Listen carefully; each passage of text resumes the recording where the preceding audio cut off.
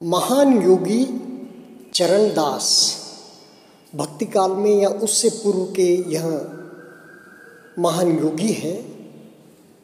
ऋषि पतंजलि के बाद पतंजलि योग सूत्र पर इनके जो काव्य है, ये जो इन्होंने पद्य लिखा है वह ऑथेंटिक माना जाता है और उस द्वारा ही पतंजलि योग शास्त्र का अनेक स्कूल्स, योगा के स्कूल्स, बिहार, फिर इधर महाराष्ट्र में लोनावाड़ा का स्वामी कुवलयानंद योगाश्रम, जहाँ पर अभी अभी महामहिम हमारे राष्ट्रपति आकर गए, द्रौपदी मुर्मू जी, तो वे कहते हैं यह दो आसन योग सधावे, बाकी आसन रोग भगावे।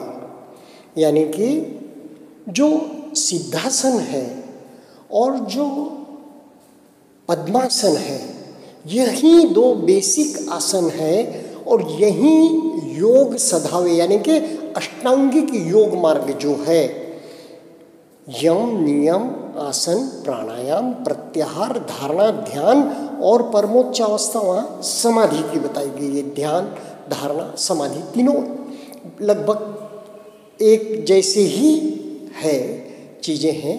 तो वे यह कहते हैं, गुरुदेव क्या कहते हैं हमारे सत्यनारायण जी गोयंका विपश्यना ध्यान साधना में, कि पहले तो बहुत थोड़े आसन या ये दो ही आसन थे और उसके बाद बाकी आसन योगासन जैसे जैसे रोगों की निवारण के लिए अन्य ऋषियों ने, अन्य योगियों ने ढूंढकर निकाले ताकि रोग मुक्त हो।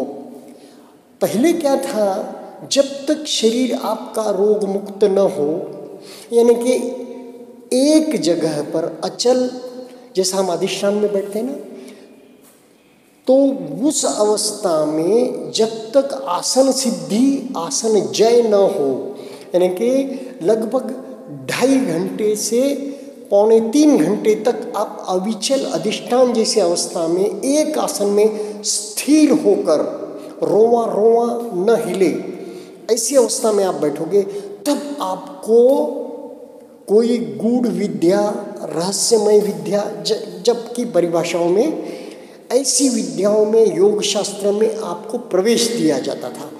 आज भी जब third eye of Rampa Lama हम पढ़ते हैं तिब्बत की, तो उसमें भी अनेक, जब भिक्खु बनने कोई जाता है या साधक बनने जाता है या किसी विद्या को सीखने जाता है तिब्बत में, तो उसकी अनेक प्रकार से परीक्षाएं ली जाती है, तब कहीं जाकर उसे ऐसी अमोघ विद्या का दान किया जाता है। दान कहेंगे ना उसे, दान किया जाता है।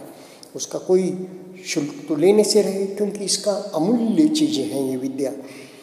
पर विपश्यना ध्यान साधना में आपको पहले से ही अष्टांगिक मार्ग में पुष्ट किया जाता है, पहले दिन आनापान की साधना से ही, और आपको पकाते पकाते आप अधिष्ठान में बैठने लायक होकर बाद में आप आसन सिद्धि आसन जय तक भी पहुंच जाते हो। तो यह पहले दिन से ही क्रम शुरू हो जाता है। इतनी सहज सरल साधना है। तो गुरुदेव जब भारत में आने वाले थे, उनका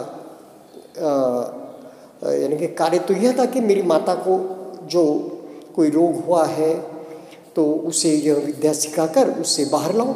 उनका कोई ऐसा दृष्टि, यानी कि वह उद्देश्य लेकर नहीं चले थे, उसलिए उसके उस उद्देश्य के काबिल में खुद को समझते भी नहीं थे।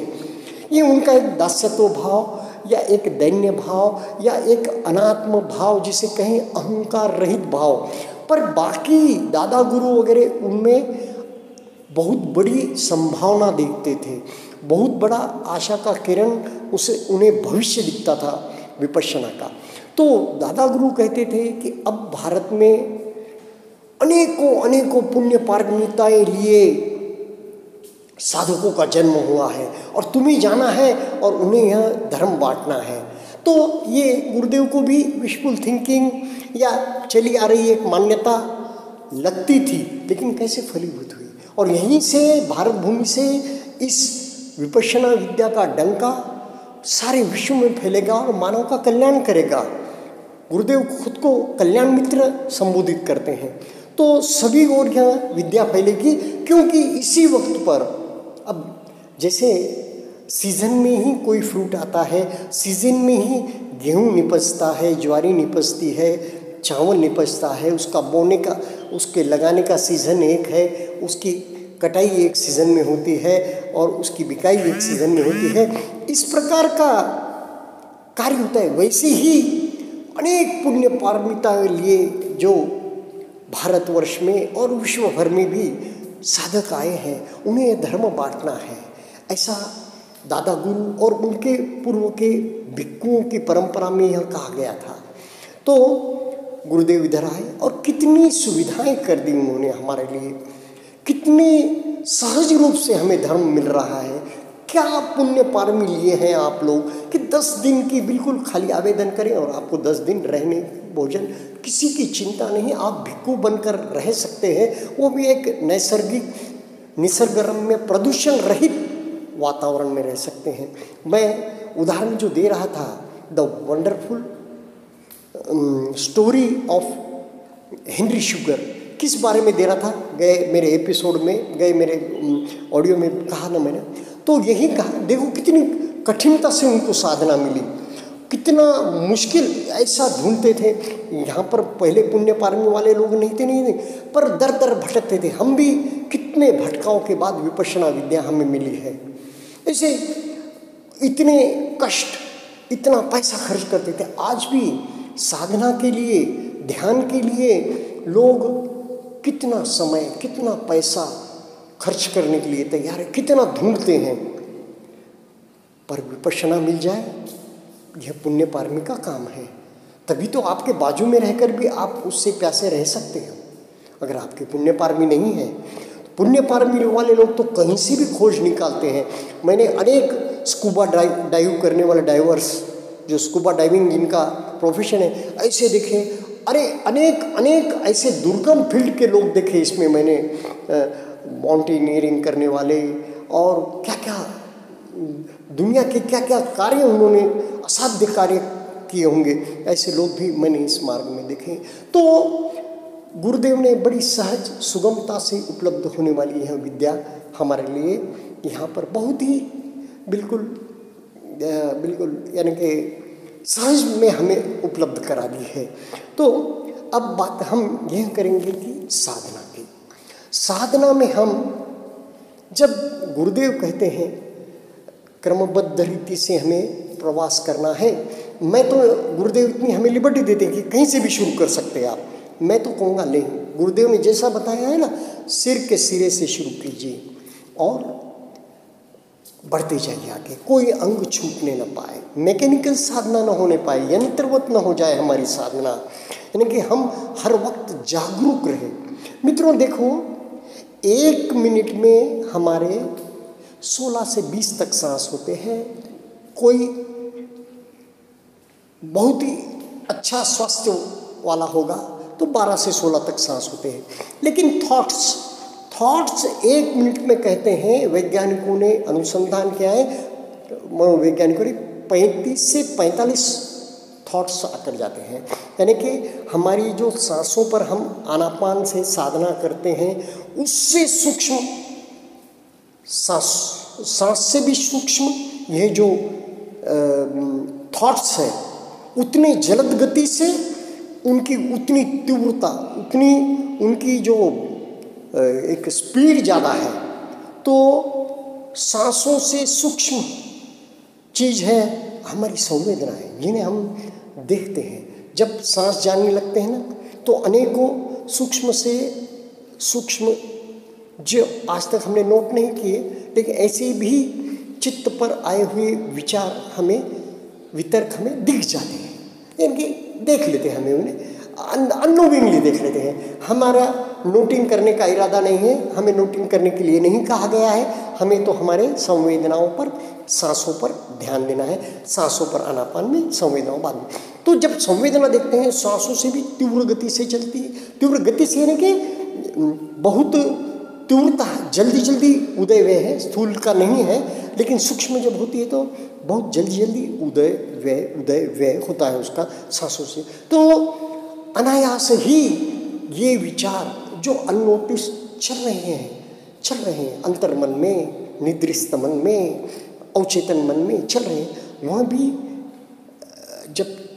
जब एक में चित्त आपका शरीर की सूक्ष्म संवेदनाओं के प्रति जागरूक हो जाएगा तो अनायास ही चित्त पर चलने वाले जड़त गति के विचार भी, जो कि आज तक नोटिस नहीं होते थे, जिन पर हमारा ध्यान नहीं जाता था, लेकिन होते तो वे थे और वे विचार कर्मबंध बनाते ही थे, जाने अनजाने में कर्मबंध बनाते थे, क्योंकि उनके विषय में हम स्थित प्रज्ञ या प्रतिक्रिया रहित नहीं रहते थे।